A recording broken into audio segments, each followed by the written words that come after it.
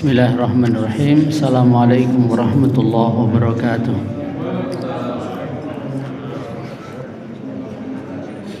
Innal hamdalillah nahmaduhu wa nasta'inuhu wa nastaghfiruh wa na'udzu billahi min shururi anfusina wa min sayyiati a'malina. May yahdihillahu fala mudilla lahu wa may yudlil fala hadiya lahu. أشهد أن لا إله إلا الله وحده لا شريك له وأشهد أن محمدا عبده ورسوله صلى الله عليه وعلى آله وصحبه ومن سار على نهج إلى يوم القيامة أما بعد. Bapak Ibu kaum muslimin wal muslimat rahimani wa rahimakumullah. Segala puji hanya bagi Allah Rabb semesta alam. Salawat dan salam semoga tercurah dan terlimpah untuk Rasul kita Nabi Muhammad sallallahu alaihi wasallam, untuk keluarga, sahabat dan para pengikutnya yang setia, dan semoga Allah memberikan kepada kita kedudukan yang mulia di dunia dan juga di akhirat. Bapak Ibu kaum muslimin wal muslimat rahimanallahu wa iyyakum, masih menyisiakan dua hadis lagi dari bab mujahadah. Mudah-mudahan bisa kita selesaikan pada malam hari ini biidznillah taala. Ya, ini hadis yang ke-16 dan juga hadis yang ke-17. Hadis yang ke-16 diriwayatkan dari Abu Mas'ud Uqbah bin Amr Al-Ansari Al-Badri, semoga Allah meridainya. Ia berkata, "Lamma nazalat ayatus sadaqah," tatkala turun ayat tentang masalah sedekah, kunna nuhamilu ala duhurina, kami memikul sedekah-sedekah kami itu di punggung-punggung kami. Masya Allah, begitu cepat para sahabat radhiyallahu ta'ala anhum menunaikan dan melaksanakan apa yang tertuang dan tertera dalam ayat-ayat Al-Quran. Faja'a rajulun, lalu datang seseorang, fatasaddaqa bisyai'in katsir. Sahabat ini dia bersedekah dengan jumlah yang besar, jumlah yang banyak. Faqalu, maka mereka, yakni orang-orang munafik, berkata, mura'in, riya. Dia seorang yang berbuat riya. Wa jaa rajulun akhar fatasaddaqa bisa'in. Datang pula seorang lagi yang lain, lalu ia bersedekah dengan satu sa' makanan. Itu sa', itu ukuran zakat fitr kita itu. Satu sa' itu segitu. Ya. Ada yang mengkonversi 3 kilo, ada yang kurang dari itu. Jadi bawa sedekah segitu, tidak malu. Apa kata mereka? Innallaha laghaniyun an sa'i hada. Sesungguhnya Allah itu sangat kaya, tidak butuh saknya orang ini. Sedekah sedikit kecil. Fanazalat, lalu turun ayat, alladzina yalmizuna almutawwi'ina minal mu'minin fis sadaqat, yaitu orang-orang yang mengolok-olok, melecehkan, mencemooh orang-orang yang bersedekah dari kalangan orang-orang yang beriman. Walladzina la yajiduna illa juhdahum, dan juga orang-orang yang mengolok-olok, orang yang bersedekah yang hanya memiliki sesuai dengan kadar yang mereka mampu. Ya, mampunya mereka segitu, mereka juga diolok-olok. Ya. Terus Bapak Ibu sekalian rahimanallahu wa iyyakum, dalam hadis ini kita bisa mengambil ibrah dan juga pelajaran dan yang berkaitan dengan masalah mujahadah, kesungguhan. Secara umum hadis ini menceritakan kesungguhan para sahabat di dalam bersedekah. Kalau sedekah itu termasuk burhan, bukti. Bukti apa? Benarnya iman seseorang. Was-shadaqatu burhanun. Sedekah adalah bukti benar tidaknya iman seseorang. Bukankah setiap kita itu cinta sama harta? Jawabannya adalah iya. Lalu kenapa harta yang kita cintai, apalagi ketika kita sehat, apalagi ketika kita pengen kaya, apalagi ketika kita takut miskin, kita masih mampu untuk bersedekah? Ini adalah saat kondisi yang sangat mulia, sangat besar pahalanya. Waktu yang paling utama untuk bersedekah adalah ketika kita sehat, ketika kita berharap kaya, ketika kita takut miskin. Itu sedekah yang paling afdal. Di sini para sahabat radhiyallahu taala anhum ketika turun ayat berkenaan dengan perintah untuk bersedekah, ya, maka mereka berbondong-bondong bersegera untuk melaksanakan ayat tersebut. Bahkan saat disebutkan dalam hadis yang lain ketika Nabi sallallahu alaihi wasallam melihat sekelompok orang dalam kondisi sangat memprihatinkan, ya, mereka ini sebenarnya kalangan bangsawan, tapi kenapa kehidupan mereka itu sangat mengenaskan gitu loh. Maka Nabi SAW menghimbau para sahabat untuk bersedekah, ya. Maka berbondong-bondong juga para sahabat bersedekah ketika itu. Ada yang bawa sebakul kurma, ada yang bawa, sampai wajah Rasulullah SAW berseri-seri melihat respeknya para sahabat, bersegeranya mereka untuk melaksanakan perintah beliau sallallahu alaihi wasallam. Berbinar-binar Nabi SAW sampai beliau katakan, man sanna sunnatan hasanatan falahu ajruha wa ajru man amila biha min ghairi ay yanqusa min ujurihim syai'an. Barang siapa yang memberikan teladan yang baik, sunnah yang baik, maka baginya pahala dia dan pahala orang-orang yang mengikutinya. Jadi misalnya orang bersedekah, misalnya masjid, dia yang mengawali, terus diikuti oleh yang lain, maka baginya pahala dia dan baginya pahala orang yang mengikutinya. Demikian pula yang disebutkan dalam hadis ini tadi, ketika ada sahabat yang memulai untuk segera menunaikan perintah Nabi SAW tadi, diikuti sahabat-sahabat yang lain, bagaimana pahalanya? Dapat pahala dia, dapat pahala mereka. Inilah barokahnya kita bersegera menunaikan kebaikan, ya, memberikan teladan yang baik, memberikan contoh yang baik, itu pahalanya besar. Termasuk misalnya jenengan memberikan contoh yang baik, sholat di masjid, ya, setiap kali jenengan datang, jenengan sholat tahiyatul masjid terlebih dahulu, atau jenengan ya mencontohi datang sebelum azan misalnya. Terus orang-orang, wah, kayaknya kok enak ya, datang sebelum azan, sudah di masjid, sudah persiapan, sudah ini, sudah itu, orang-orang mengikuti jenengan, maka jenengan dapat pahala jenengan dan mereka yang ikut jenengan tadi.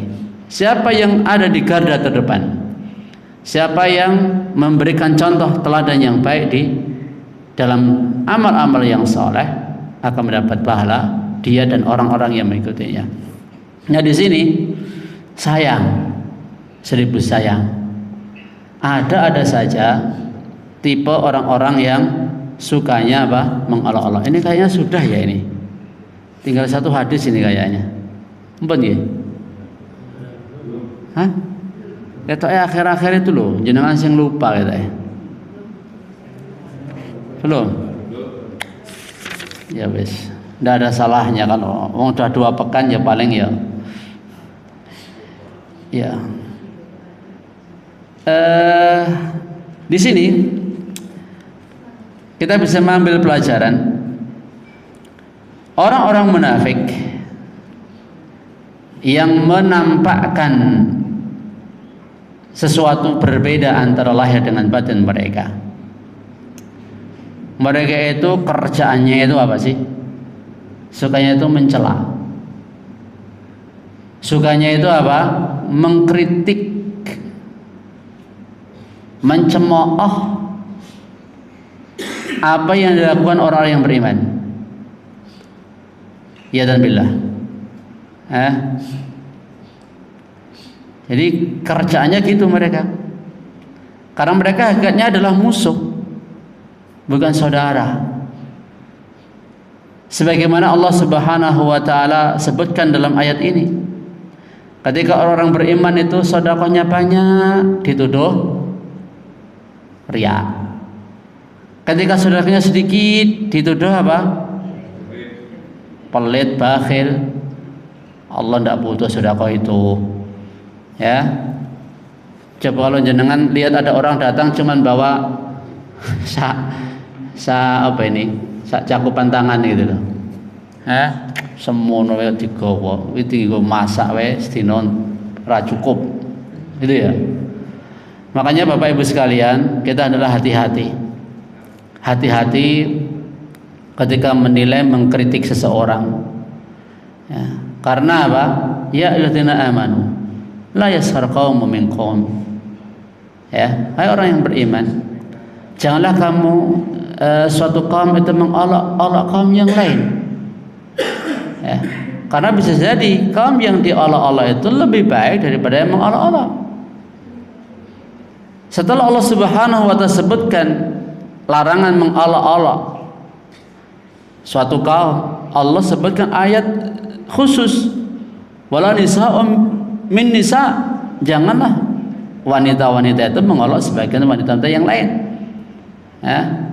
Asa yakunna khairan minhun. Bisa jadi wanita-wanita yang diolok-olok itu lebih baik daripada yang mengolok-olok. Wala talmizu anfusakum wala tanabazu bil alqab. Jangan kalian talmizu anfusakum. Meledek, ya, dan juga memberikan gelaran-gelaran yang buruk. Ya, gelaran-gelaran yang buruk. Maka dari itu Bapak Ibu rahimanallahu wa iyyakum wa azinallah wa iyyakum, kita hendaklah menjaga lisan dari mengatakan sesuatu yang kita sendiri itu ya tidak tahu hakikat yang sebenarnya, termasuk mengolok-olok Allah, Nabi, agama Islam, zikrullah, Al-Quran, mengolok-olok syariat Islam. Itu merupakan karakter orang-orang munafik. Walaupun orang-orang kafir juga seperti itu, tapi itu karakter orang-orang munafik. Ada dua peristiwa yang disebutkan yang saya tahu bagaimana orang-orang munafik itu mengolok-olok Nabi dan para sahabat. Ya. Yang pertama, ini pada waktu perang Tabuk. Orang-orang munafik mereka mengatakan ya bahwa kita tidak melihat ma ra'aina min qurra'ina haula. Kita enggak melihat, kita belum pernah lihat mereka ahli-ahli Quran kita itu. Ya. Arghabu butunan wala akdhabu alsinan wala ajbanu 'inda liqa. Orang yang paling buncit perutnya, yang paling dusta lisannya, yang paling pengecut ketika bertemu musuh. Yang mereka maksud Nabi dan para sahabat. Lalu turun ayat, ya, qul abillahi wa ayati wa rasuli kuntum tastahzi'un la ta'tadiru qad kafartum ba'da imanikum. Katakanlah wahai Nabi, apakah terhadap Allah, ayat-ayatnya, Rasulnya kamu mengolok-olok? Kamu gak usah minta maaf karena kamu telah kafir setelah kamu iman. Yang kedua, saat unta Nabi SAW hilang, Ya. Ada Zaid, ya, ini seorang munafik. Jadi orang munafik itu juga ikut jihad bersama Nabi, ikut berperang bersama Nabi, ikut sholat bersama Nabi. Ya, ya mereka seperti umumnya para sahabat yang mereka lakukan, tapi mereka munafik.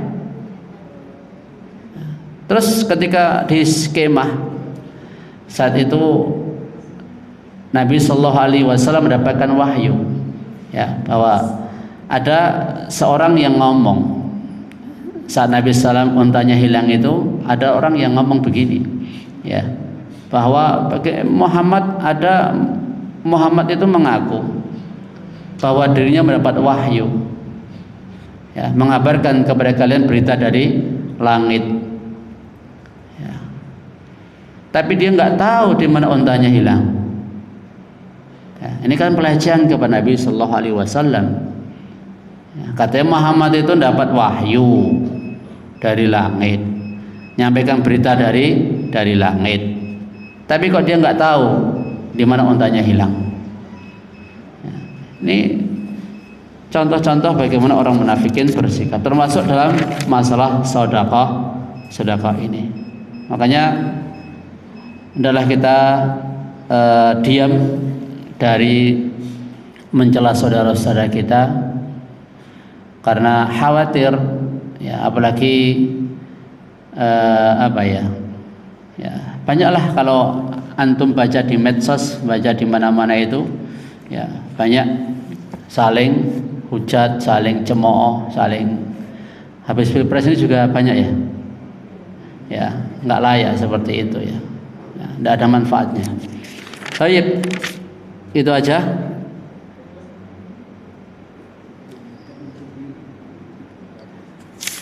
Hadis yang terakhir diriwayatkan dari Sa'ad bin Abdul Aziz an Rabi'ah bin Yazid an Abi Idris al-Khawlani an Abi Dzar Jundub bin Abdullah Jundub bin Junadah dari Nabi SAW fima yarwi anillahi tabaraka wa ta'ala annahu qala. Ini hadis qudsi di mana Allah Subhanahu wa taala yang berfirman dan disampaikan oleh Nabi sallallahu alaihi wasallam. Allah Subhanahu wa taala berfirman, ya ibadi, wahai hamba-hambaku. Ini karena hadisnya panjang dan langsung saja kita berikan penjelasan, khawatir nanti waktu tidak cukup. Karena kalau kita ambil hikmah, ilmu dan faedah yang ada dalam hadis ini banyak sekali, ya. Ini dimuat dalam hadis Arba'in juga, hadis nomor 24. Ya ibadi, wahai hamba-hambaku.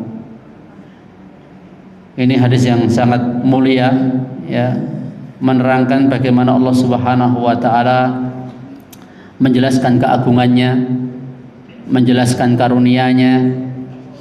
Dan kita lihat, wahai hamba-hambaku, inni haramtu dzulma ala nafsi. Wahai hamba-hambaku, sesungguhnya aku telah mengharamkan kezaliman atas diriku. Wa ja'altuhu bainakum muharraman fala tadzalamu. Dan aku menjadikan kezaliman itu diharamkan di antara kalian, maka janganlah kalian saling menzalimi. Langsung saja kita berikan penjelasan. Di sini Allah Subhanahu wa taala memanggil hamba-hambanya, ya ibadi. Ini kalimat nida, kalimat kata panggilan untuk hamba-hamba Allah. Dan tentunya kita sebagai hamba Allah, maka kita akan dengarkan apa yang disampaikan oleh Allah Subhanahu wa taala lewat Rasulullah sallallahu alaihi wasallam. Dan tentunya kita sangat senang jikalau kita dipanggil sebagai hamba-hamba Allah, karena memang sejatinya kita ini hamba Allah. Kita ini budaknya Allah, bukan budak manusia, bukan budak hawa nafsu, tapi hambanya Allah Subhanahu wa taala. Kalau hamba Allah yang sejati, maka akan mendengarkan apa yang dikatakan Allah ini, ya. Inni haramtu dzulma ala nafsi, sesungguhnya aku telah mengharamkan kezaliman atas diriku. Alias apa? Alla adlimu ahadan. Ya, aku enggak akan mungkin zalim sama siapapun. Allah sudah tegaskan pada dirinya sendiri, Allah tidak akan mungkin berbuat zalim kepada siapapun. entah bentuknya dengan menambah keburukan yang tidak dilakukannya atau dengan mengurangi kebaikan yang dilakukan oleh hambanya. Itu sangat tidak mungkin karena Allah telah haramkan. Dan Allah Subhanahu wa taala berbuat adil kepada hamba-hambanya. Bahkan kalau kita lihat hukum Allah, pahala-pahala Allah Subhanahu wa taala kepada hamba-hambanya itu berkisar dua, baina fadl wa adl. Fadlun liman amila hasanat wa adlun liman amila sayyiat. Yaitu karunia Allah bahwa Allah Subhanahu wa taala memiliki karunia, alias apa?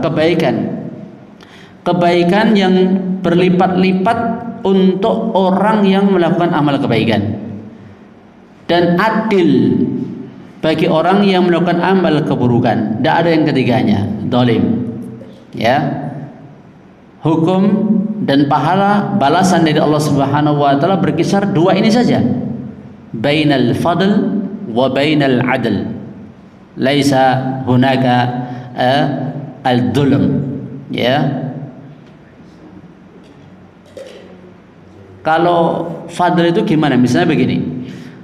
Faman hamma bihasanatin falam ya'malha, katabahu Allah indahu hasanatan kamilah. Siapa yang bertekad, punya niat kerentek kuat untuk melakukan kebaikan, tidak jadi ya dilakukan, itu ditulis satu kebaikan. Ya. Siapa ketika kita muamalah kepada manusia, kepada sesama makhluk, adakah yang seperti ini cara muamalahnya? Tidak mungkin. Ya, ataupun kalau ada sangat-sangat jarang. Itu pun mungkin ada tendensi, ada pamrih. Terus yang kedua, wa in hamma biha fa'amilaha, kataballahu indahu asra hasanat ila 700 dhifan ila dha'afin katsira. Siapa yang punya tekad kuat melakukan amal kebaikan, jadi dikerjakan itu. Ya, berapa pahala yang dijanjikan Allah? 10. Langsung 10 dulu. Katabahallahu indahu asra hasanat ila 700 dhifin ila adha'afin katsira. 10 sampai 700 sampai tak terhingga. Makanya kita muamalah sama Allah itu pasti untung.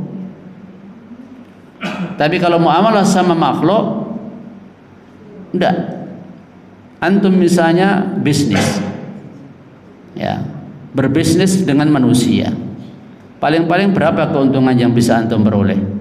Adakah 100%? Paling berapa persen?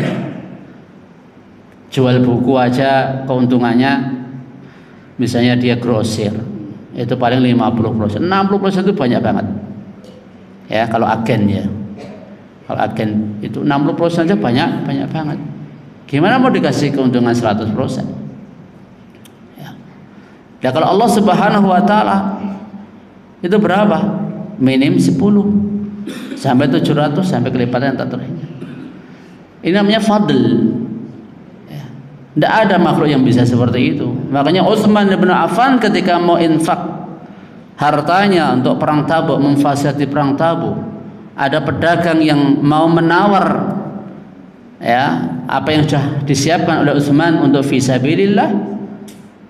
Ya, apa kata beliau? Sudah ada yang nawar.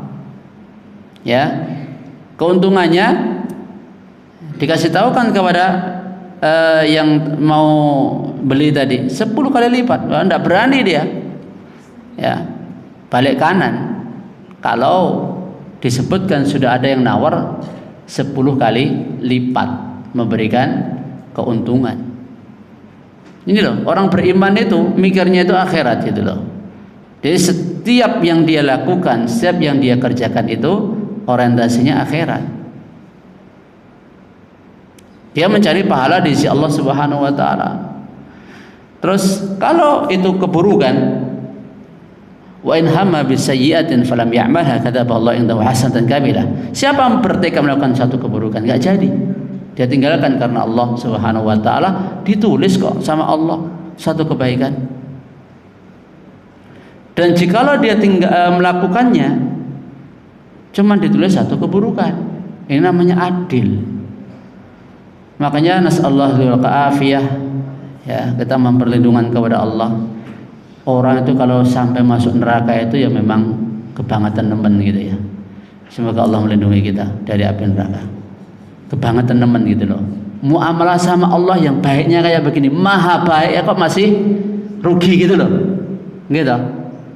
Ya, itu yang atau mungkin dia nggak tahu caranya muamalah sama Allah gitu loh.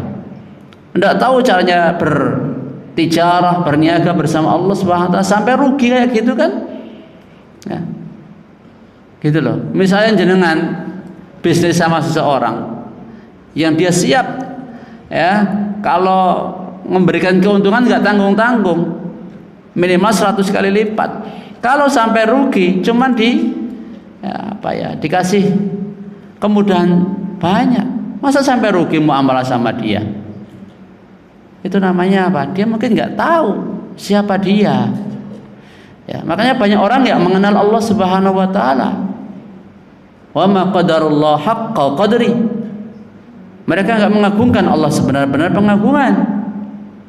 Wal ardu jami'an qabdatuhu yaumal qiyamah. Padahal bumi semua itu ada dalam genggaman Allah Subhanahu wa taala. Was samawati matwiyatun biyaminih. Langit-langit akan dilipat Allah di hari yaumul qiyamah. Makanya mereka itu enggak kenal sama Allah, enggak mengagungkan Allah dengan sebenarnya. Ya makanya mereka itu keliru cara muamalahnya kepada Allah Subhanahu wa taala. Ya. Misalnya orang Yahudi mengatakan yadullahi maghlulah, tangan Allah terbelenggu, innallaha faqir wa nahnu aghnia. Allah fakir, kita yang kaya. Loh, kayak seperti ini apa benar muamalah sama Allah? Ya otomatis nanti perilakunya, munamuninya, tingkah lakunya itu ya enggak beres itu loh, enggak benar. Karena apa? Keliru memahami Allah itu. Ya, Allah masa fakir, mereka kaya. Makanya orang Yahudi itu paling apa ya? Tengok aja ini apa yang dilakukan Yahudi di Palestina ini. Ya. Karena memang mereka, jadi mindset mereka kepada Allah itu berpengaruh dalam tingkah laku mereka, cara berpikir mereka, cara memutuskan ya, dan cara berbuat mereka itu dipengaruhi mindsetnya tentang Allah, tentang hari kiamat, tentang malaikat dan sebagainya. Ya. Terus orang-orang banyak ya, ini kalau kita terlalu panjang nanti. Terus makanya Allah Subhanahu wa taala waja'altuhu bainakum muharraman fala tadzalamu, dan aku menjadikan kezaliman itu haram dilakukan di antara kalian. Ya. Maka janganlah kalian saling menzalimi. Janganlah kalian saling menzalimi. Maka Bapak Ibu sekalian rahimallahu wa iyyakum, kezaliman itu terbagi menjadi 3. 1, zalim kepada Allah. 2, zalim kepada diri sendiri. 3, zalim kepada orang lain. Ada jenis kezaliman yang tidak akan diampuni. Ada jenis kezaliman yang akan diampuni kalau Allah menghendaki. Dan ada jenis kezaliman yang tidak akan dibiarkan sama Allah Subhanahu wa taala, pasti diadili. Untuk kezaliman yang tidak akan diampuni, kezaliman kepada siapa? Allah, yakni syirik. Siapa mati bahwa kezaliman macam ini, syirik ini, zalim sama Allah ini, enggak akan diampuni.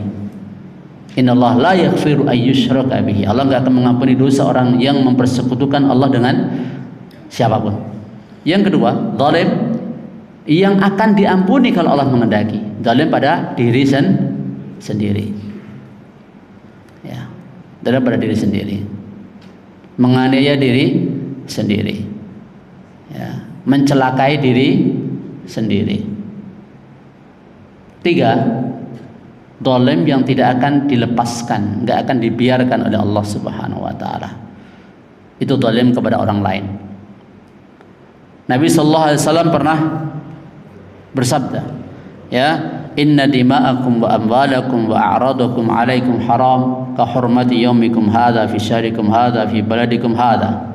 Ya, sesungguhnya darah kalian, harta-harta kalian, kehormatan-kehormatan kalian haram untuk dinodai. Seperti mulianya hati kalian, mulianya hari kalian ini, bulan kalian ini, negeri kalian ini.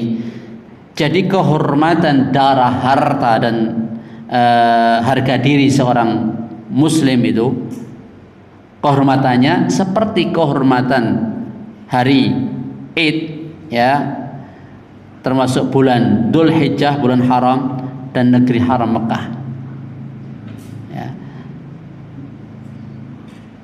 Masya Allah, ya. Ala hal ballaghtu, bukankah aku sudah sampaikan? Naam, Allahumma syahid, ya Allah, saksikanlah. Jadi mendolimi darah itu haram, ya. Demikian pula mendolimi darah ini termasuk apa? Melukai, ya, membunuh. Yang melukai termasuk mematahkan giginya atau luka-luka yang lain, termasuk orang yang sudah mati. Itu tidak boleh kita dolimi. Emangnya kalau sudah mati enak saja kita perlakukan, ya, tidak dimuliakan? Ini tidak boleh. Mematahkan gigi orang yang mati sama halnya mematahkan giginya semasa hidup. Ini tidak boleh. Termasuk harta, baik dengan menipu, baik dengan merampok, mencuri, korupsi, atau dusta, atau lain sebagainya. Dan kehormatan seorang muslim ini juga diharamkan.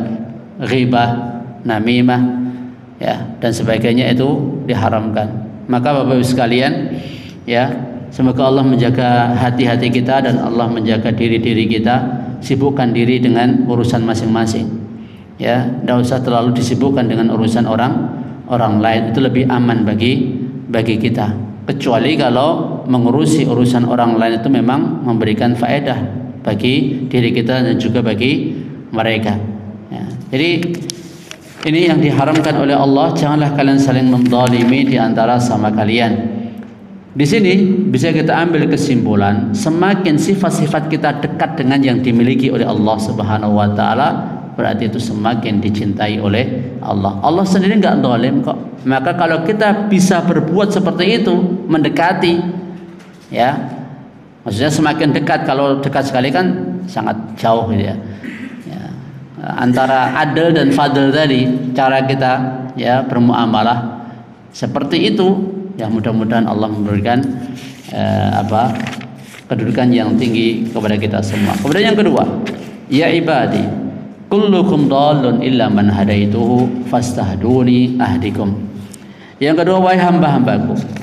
Kembali Allah memanggil mereka-mereka yang menjadi hamba-hamba Allah Subhanahu wa taala. Allah haramkan, Allah Subhanahu wa taala sampaikan semua kalian itu tersesat. Semua kalian itu tidak mendapatkan hidayah.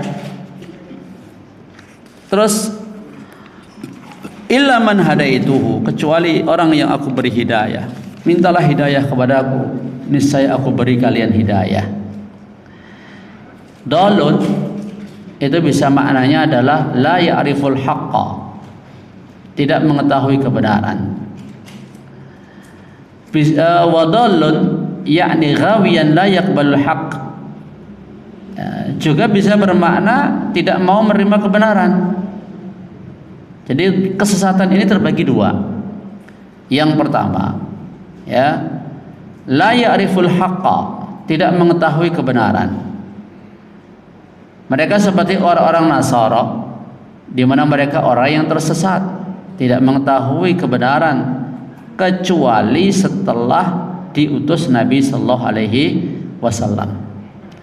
Mereka telah mengetahui kebenaran namun mereka menyombongkan diri.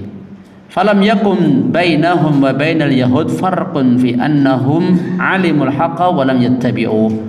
Sehingga jadinya mereka sama, ya, antara mereka dengan orang-orang Yahudi, bahwa mereka sudah tahu kebenaran dengan diutusnya Nabi Muhammad, tapi mereka enggak mau mengikutinya. Ini kelompok orang yang tersesat pertama, orang yang tak tahu kebenaran. Ya, kelompok yang kedua, orang yang tersesat itu, ya, itu ikhtaral ghayya 'anir rusydi. Dia lebih memilih ketersesatan daripada petunjuk setelah dia mengetahui petunjuk. Mereka ini seperti orang-orang Yahudi. Orang-orang Yahudi mereka sudah tahu kebenaran. Bahkan diceritakan sama Allah, ya'rifunahu kama ya'rifuna abna'ahum. Mereka kenal betul sama Nabi seperti halnya mereka mengenal anak-anak mereka sendiri, tapi mereka lebih memilih untuk menolak. Ngerti tapi nolak, ngerti tapi ditentang. Ya dan billah. Ya, walakinnahum lam yaqbalu bal raddu. Mereka enggak mau terima, mereka tolak itu. Masya Allah. Seperti yang diceritakan Allah tentang kaum Samud, wa amma Samud fahadainahum fastahabbul 'ama 'alal huda. Ya, adapun kaum Samud kami telah beri mereka hidayah. Mereka sudah tahu kebenaran itu. Ya, namun mereka lebih mencintai kebutaan daripada hidayah. Ya, Allah telah memberikan hidayah kepada mereka, telah menjelaskan kepada mereka, telah menunjukkan kepada mereka, tapi mereka lebih memilih ketersesatan daripada hidayah. Ya dan billah, nas'alullahi al-afiyah. Jadi semua manusia itu dalun. Ya.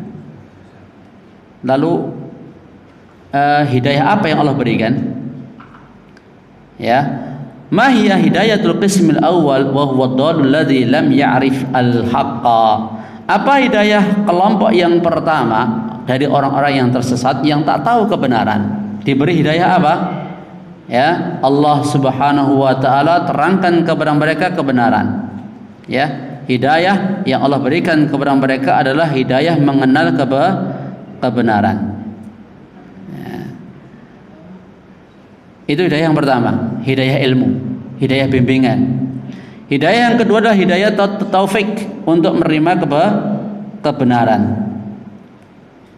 Apa? Hidayah untuk menerima kebenaran dan bisa mengamalkannya.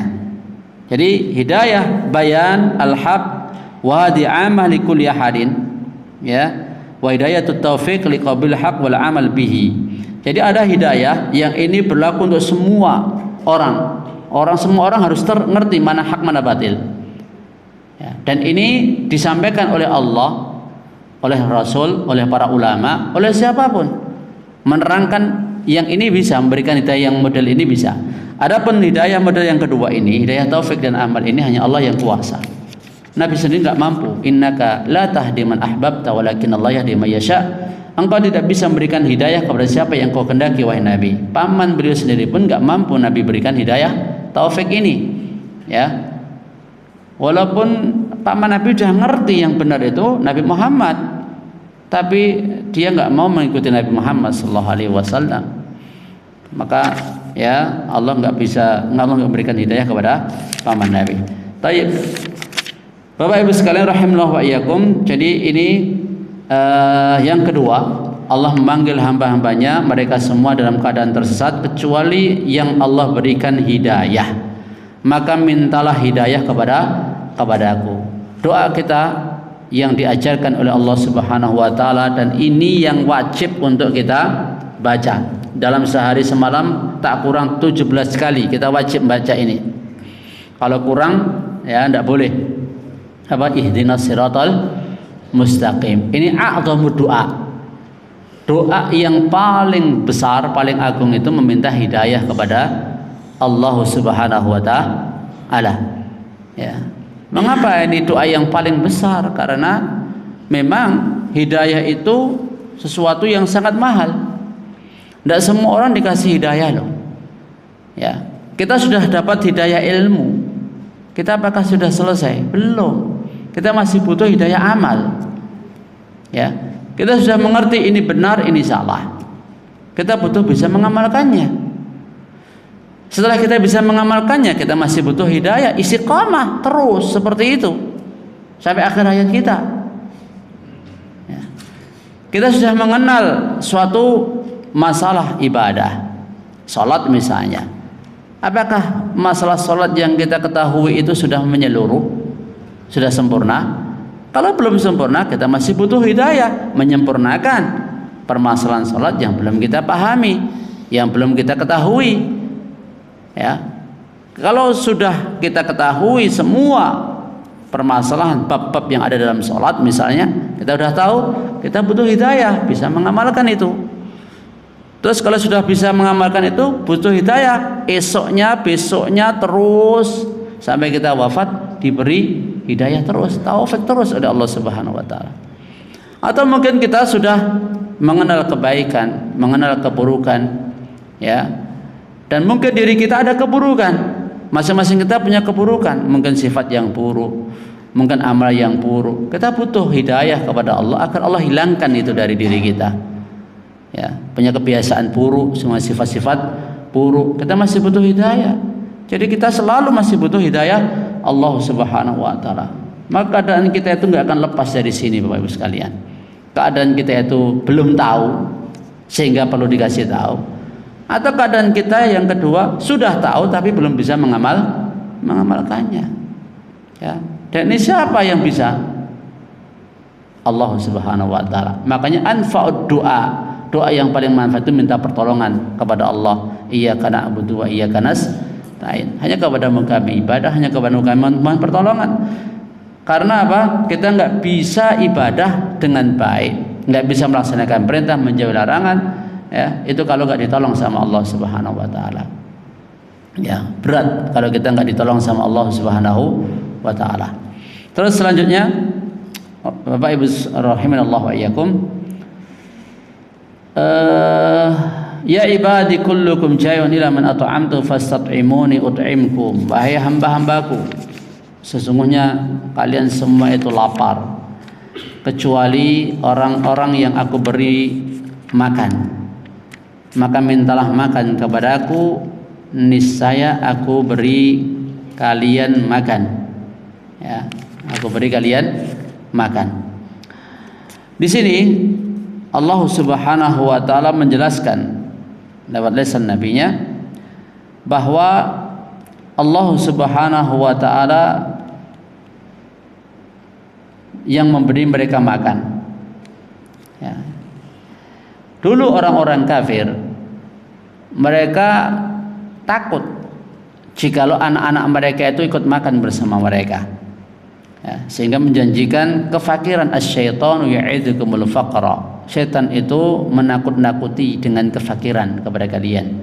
Maka kadang kita mendengar berita atau apa, ya, seorang ibu atau orang tua itu membunuh anaknya sendiri. Karena apa? Karena khawatir masa depannya atau khawatir nggak bisa mencukupi kebutuhan makannya. Ini semua adalah tipu dayanya setan. Ya, tipu dayanya setan. Perlu kita ketahui bahwa cara Allah Subhanahu wa taala memberi makan kepada kita atau memberikan rezeki kepada kita itu bisa dengan perbuatan. Contoh misalnya amal soleh. Beramal soleh itu merupakan cara kita minta makan kepada Allah Subhanahu wa taala. Jenengan misalnya seorang pegawai. Seorang pegawai dia menunaikan tugas dia sebagai pegawai. Walaupun dia nggak minta sama majikan atau juragan, itu pertanda bahwa juragannya nanti akan ngasih nggak? Kalau dia menunaikan tugasnya, ya, akan ngasih, pasti akan ngasih. Apalagi udah janji, kalau kau kerja gini nanti dia gaji sekian, kan begitu kan? Otomatis kalau dia kerja nggak usah ngomong kan nanti dikasih itu kalau jadwal pemberian gajinya. Demikian pula kita ketika melakukan amal soleh yang diperintahkan oleh Allah, tujuan kita kan diciptakan Allah untuk ibadah. Berarti apa? Secara lisan hal kita tuh minta sama Allah Subhanahu wa taala. Di antaranya minta rezeki. Makanya melakukan amal soleh sababu kathratil arzaq, merupakan sebab kelapangan rezeki, sebab banyaknya rezeki. Allah Subhanahu wa ta'ala berfirman, walau anna ahlal qur'an amanu wattaqau lafatahna 'alaihim barakatim minas sama'i wal ard. Seandainya para penduduk negeri mereka mau iman dan takwa, niscaya dibukakan pintu barokah dari langit dan bumi. Walakin kadzabu, namun mereka mendustakan. Fa akhadnahum bima kanu yaksibun, lalu kami siksa mereka disebabkan apa yang mereka perbuat. Ya, Masya Allah ya. Kalau negara maju sama negara berkembang itu lebih secara ekonomi lebih tinggi mana Pak? Maju. Ya, saya pernah mendengar Menteri Keuangan menyampaikan ya kurang lebihnya bedanya negara maju sama berkembang itu apa? Ya, kalau negara maju menurut beliau itu ya itu yang kerja itu asetnya, ya kekayaannya itu yang kerja, bukan orangnya nyantai. Kalau negara maju loh, ya orang nyantai. Tapi kalau negara berkembang itu orang yang kerja keras, tapi asetnya yang mandek. Kurang lebih seperti itu. Ya, kurang lebih seperti itu. Itu bukan untuk dalil loh ya, hanya sekedar untuk komparasi saja. Ya, komparasi saja. Bahwa sebenarnya kalau kita mau iman dan takwa kepada Allah Subhanahu Wa Taala, kekayaan alam itu sudah banyak. Ya, aset ya suatu negara itu banyak sebenarnya. Ya, itu aja yang diberdayakan. Kita rakyatnya seperti di Arab Saudi misalnya, minyak loh. Ya, negaranya kan apa-apa kan malah orang sekolah sana malah digaji. Ya, orang yang sekolah di sana malah digaji. Kalau kita bayar loh, bayar, beda. Ya. Terus Bapak Ibu sekalian rahimakumullah, itu yang pertama dengan amal soleh. Cara kita meminta makan kepada Allah Subhanahu Wa Taala. Kemudian yang kedua dengan cara meminta dengan perbuatan. Misalnya kita bercocok tanam, misalnya kita mengebor sumur untuk mengeluarkan air, kita menanam biji-bijian, ya, pohon-pohon. Ya, cara seperti ini juga termasuk meminta makan kepada Allah Subhanahu Wa Taala. Jadi ada sebab yang hissi, ada sebab yang maknawi. Ya, ada sebab yang hissi, yang nyata dengan nanam, dengan tindakan nyata, perbuatan real, dan banyak orang itu biasanya percayanya yang ini, berimannya untuk yang sisi ini, tapi mereka kurang dalam memperhatikan cara yang kedua, beramal soleh. Bahkan ya kadang dengan amal soleh itu lebih bagus hasilnya daripada dengan perbuatan yang hissi, yang nyata. Mungkin ini dulu yang bisa kita sampaikan Bapak Ibu sekalian ya, karena ini aja masih saya potong-potong. Tidak saya jelaskan semua dari apa yang ada dalam hadis ini. Kita mungkin akan lanjut di pertemuan yang akan datang. Wallahu taala alam bisawab, karena maknanya memang sangat luar biasa. Subhanakallahumma asyhadu an la ilaha illa anta astaghfiruka wa atubu ilaik. Assalamualaikum warahmatullahi wabarakatuh.